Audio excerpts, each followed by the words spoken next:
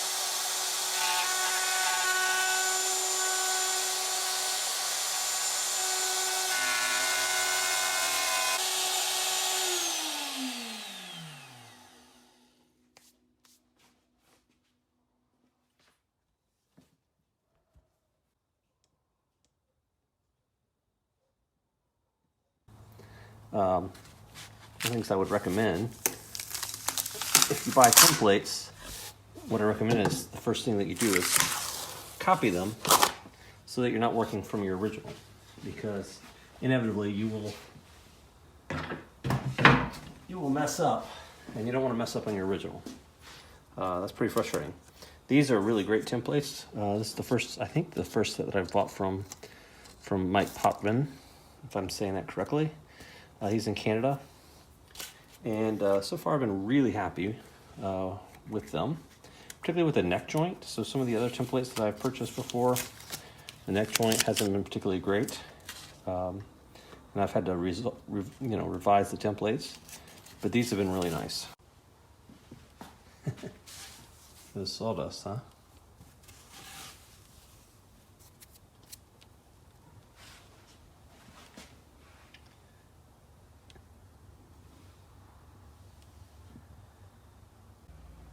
So one of the things I like to do is lay out these critical holes, like the location of the bridge, before I do the round over, because I have these laid out on my template. This copy of the Potman template does a really nice job of giving you these holes already laid out for you. So if I do it after the round over, then it becomes a lot more difficult to line everything up. But if I can grab it, throw it on there, as long as I have these square edges, then all I have to do is line up. I'm not gonna do it perfectly, I can just give you the idea. Line up my marks here and at the neck pocket. Everything's in the way, of course. There. And once I have that lined up, I know everything is good. And the main thing, really, if we're being honest, is that the relationship between the bridge, it doesn't actually have to be in this exact spot. It just has to be in this spot exactly relative to where the back of the neck will be, or the heel of the neck, because that relationship in terms of the distance from here to here, or honestly the distance between the 12th fret and here, is what really matters. So if I can move this forward and back this way, but what that means is I have to adjust the position of how far forward or back the neck is. And since I'm using the neck routing template that came with this set, I want to make sure that everything's in the right place. So if I can do this before everything's square, like while everything's square, it's a lot easier to line everything up. So there we go. And I've got the neck bolt holes in. I forgot to film it actually, if I'm being totally honest. If we flip it over, you can see it's not drastic, but there's still a little tear out. And again, the point being we do it from the back side so that when we get this tear out, so we can get a closer view of that. when you get that sort of tear out, the blowout, that will be routed away when I do the routing for the neck pocket, and then I don't have to worry about it. So now what I need to do is establish the position of the neck pocket. So here's the template that came with my set from, I'm just go ahead and get some free advertisement. Maybe he'll see this and maybe send me a nice set of templates or something. Anyways, I'm gonna establish where the neck pocket goes. So I could just do some measuring, but there's a simpler way. Because I've already drilled these holes in for the bridge, and they're provided by the template, I should hold it where you can see it. I can simply use the drill bits as indexing pins. If I can find them. There's one. And somewhere around here should be a second one. There it is. Now, if everything's correct, it should be in alignment, and it is. Actually, it just occurred to me that before I start routing, the thing I want to really do is hog out a lot of this material. So I'm going to use a Forstner bit on my pillar drill. I can't help myself. No, I just want to say that every time. On my drill press, I'm going to use a Forstner bit to hog out most of that. Okay, so now I've got my router set up. Everything's ready to go. I've hogged out. Maybe I should show you. I've hogged out a lot of the waste using a Forstner bit. So, sorry for that. Now I'm gonna start routing. And I wanna get this done quick because even though it's the middle of November, the mosquitoes are out because it's about 70-something degrees today here in Oklahoma. So, hopefully I can get this done fairly quickly.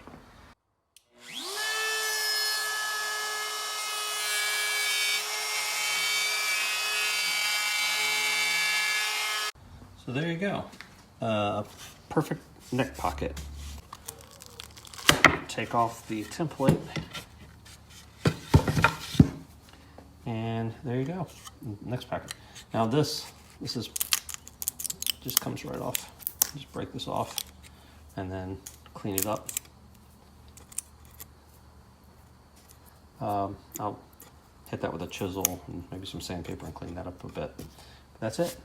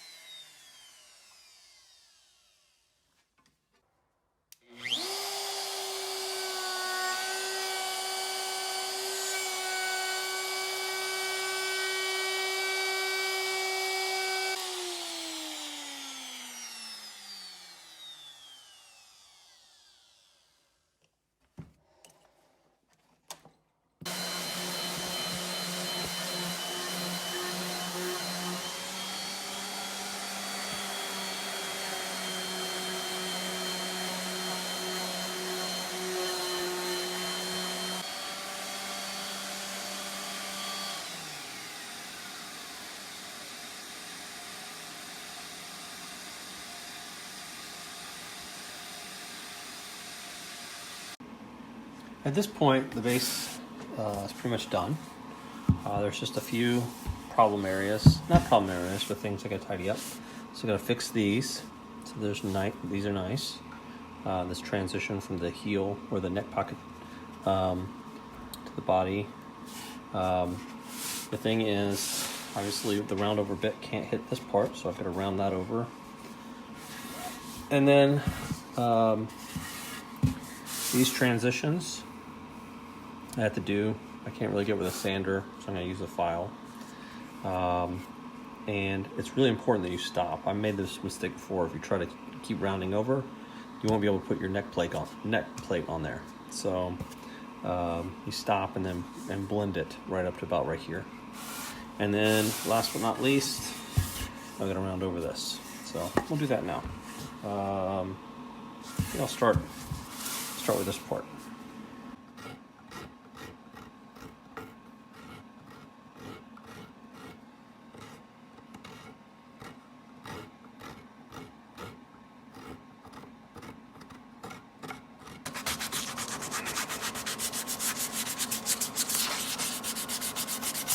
At this point, I'm not sanding for finish. I'm sanding to shape, and I absolutely have to go back and sand it some more. But sometimes just sanding like this can help you feel and see where you need to do more carving, more shaping.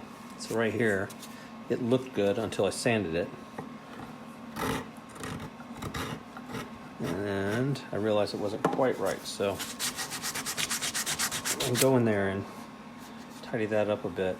It's easier to see. Obviously, I have a lot of burn from the router. I think the bit wasn't sharp enough, maybe a little too old. And I'm actually going to round these over because, generally speaking, although I want a crisp line, you don't want a hard edge. For one, it's going to be uncomfortable, and two, whenever you have really like hard edges like this, they break easier. So you just want to round things over. Makes it more comfortable, but it also makes it stronger. If you can imagine, like if it's got a hard edge and I hit it, it's putting all of that energy on one spot. A very tiny spot, so it'll dent or break or damage easier. Whereas if I've got a rounder edge, it's less likely to have a problem. So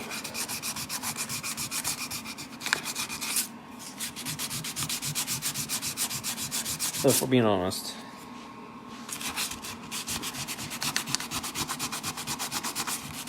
it's just more comfortable too. So I'm gonna get in here and do final sanding, of course. But I like to kind of get things close so I can see where I'm at. Okay, let's try another spot. Let's see here. I'll just stay in the same general area. So I'm going to clean this up a little bit. Can't get to it with the sander. Again, really, it's more about shaping here.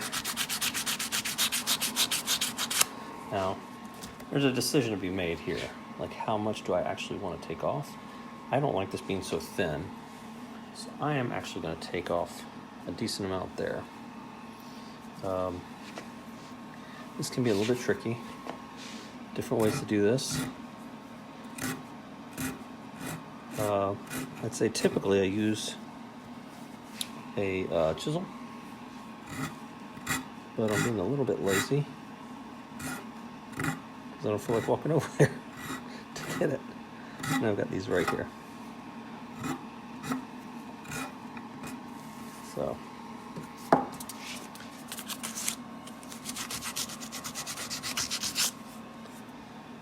I'm okay with that. We're gonna do what I just said. We're gonna try to get rid of these hard edges.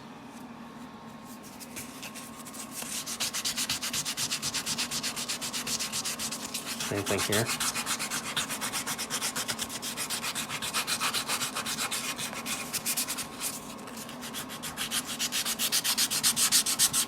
I mean, when I say taking rid of the hard edges, I'm not saying like doing a lot.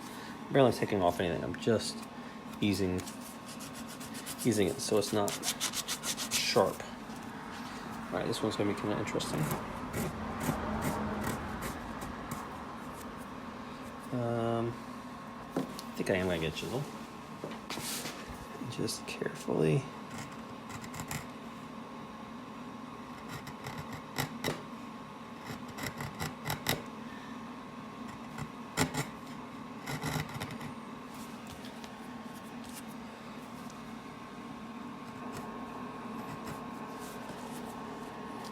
I just want to take off enough so that it's robust.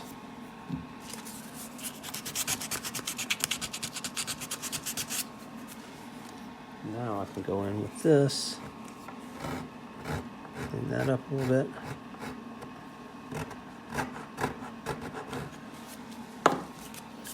Get a little sandpaper.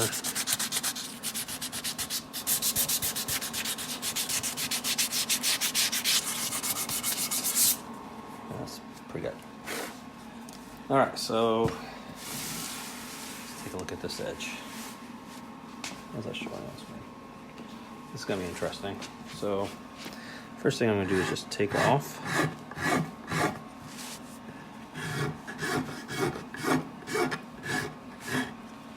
Well, first thing I'm gonna do is clamp it so it stops moving.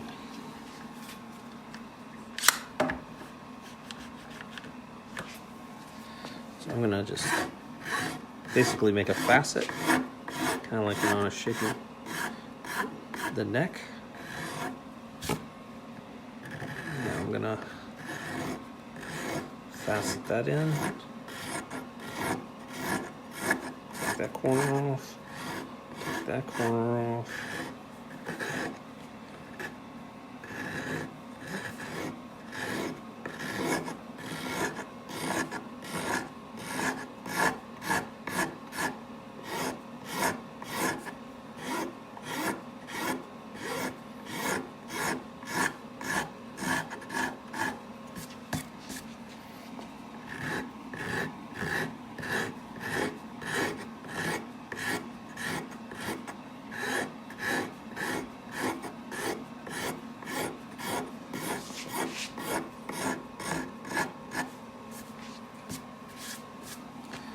Almost.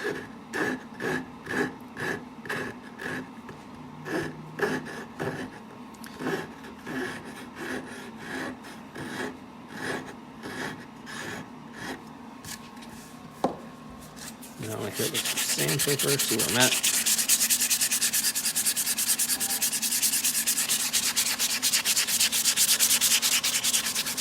And if some of you are thinking like, oh my God, you're sanding against the grain, get over it. It's just shaping.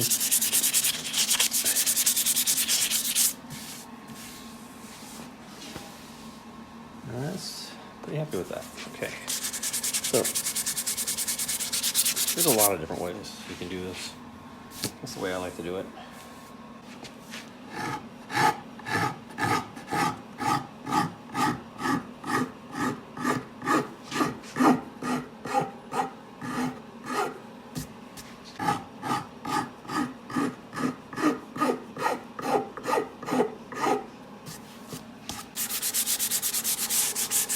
Voila.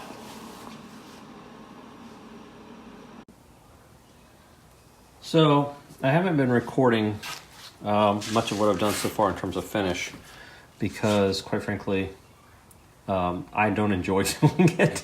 And I figure if I don't enjoy doing it, then you're not probably going to enjoy watching it. So anyways, so far what I've done, I sanded it down, I think to about 220 grit. I put about 3 or 4 coats of, let's see, I know people are interested, this Mohawk vinyl sealer, just to seal the wood. Then I sanded that down. Then I put this stuff on it. This is new, I'm trying, this Aqua Coat. It's a grain filler. I can't talk. A grain filler. It's clear. Looks like this. You might be interested. And so basically you rub that on, put it on, rub it in like it's paste wax. And then once it dries, it takes about 30 minutes. Once it cures, then you sand it off and fill the grain. So again, the idea on this is that I think the plan is to paint it. Well, it's not maybe, it is. That is the plan. And before you freak out and think, don't paint that beautiful mahogany, let's be honest, it's not the best sample of mahogany in the world. It's actually 3 pieces. If it was symmetrical with a nice seam down the middle or something, maybe. If it was book matched, maybe. It's just not that nice of a piece of mahogany.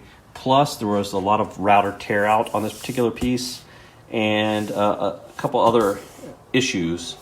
So I really started this wanting to paint it anyways. The plan was originally to do this with alder, but I actually couldn't source any, and it was easier to get the mahogany. So I got really the ugliest piece of mahogany I could find at the store.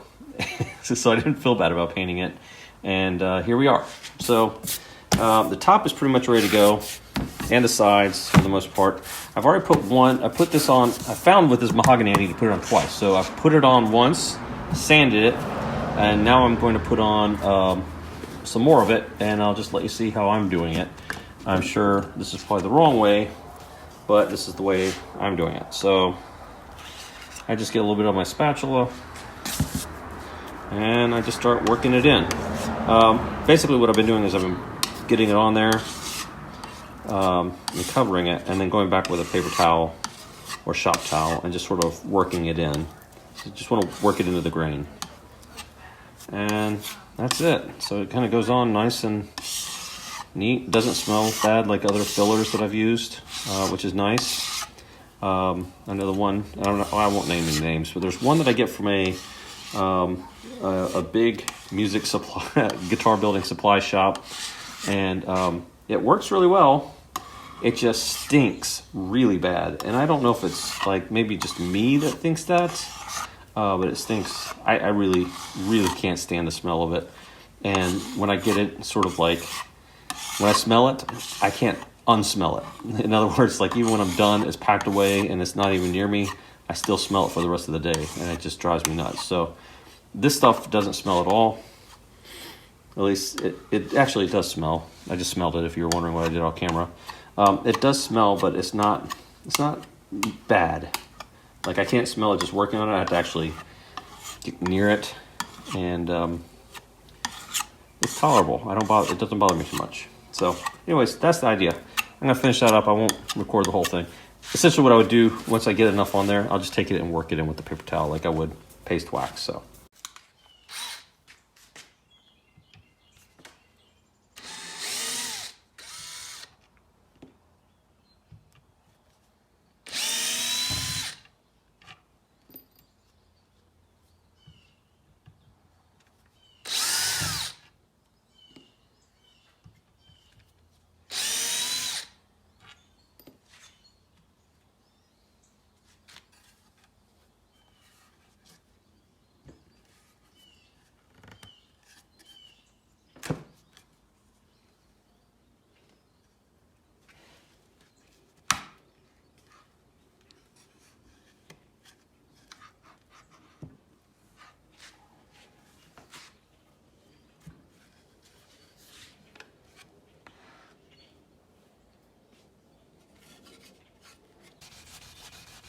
I was using 800 grit, now I'm using 1000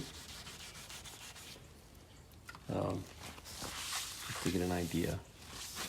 But the general idea is to get it all one level.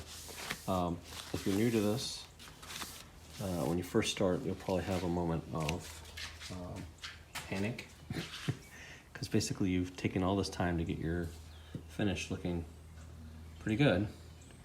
To get all the paint on, to be very careful in terms of your color and your clear coats, and then you proceed to sand it so that it looks really dull and flat.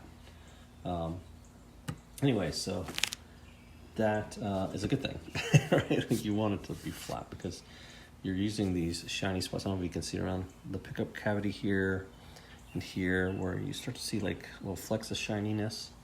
That tells you that those spots are lower than the spot that's dull. what you want to do is sand it all so it's all one level, because essentially what we'll do is we'll go to progressively higher grit sandpapers, or grits of sandpaper, not sandpapers. I guess sandpapers might, I don't know if it's plural or not. Anyways, we'll progress to finer and finer grit, and then ultimately we'll take it over to the buffing wheel, and that's my favorite part, because then it looks like trash because you've sanded all the gloss off. But then once you hit it with the buffer, then it all of a sudden shines. It's really satisfying. So I'm not gonna show all this, but that's the general idea. I'm gonna do the entire guitar. I'm starting on 800. I'll progress to 1,000, then to 1,500, then maybe to 2,000. We'll just see how far I want to go. So maybe 3,000. I don't know. We'll give it a go. Okay, at this point I've wet sanded the entire guitar. I started off at 400 grit and worked my way up to 1,000. I'm gonna take a quick break, and then I'm gonna come back and move to 1,500, and then I believe I'm gonna go to maybe 2,000. Haven't decided yet. Now this, sort of drying off, you can see stuff like that. That's not a big deal. All these streaks, just like that. That's just residue. Anyways, now I'm looking at it. I'm seeing spots where I didn't get this very well. So I'm gonna have to revisit that. Just little areas. So that's why I'm partly taking a break, just kind of stepping back so I can let it dry, relax for a second, look at it with some fresh eyes, make sure I'm not missing anything. That's it for now.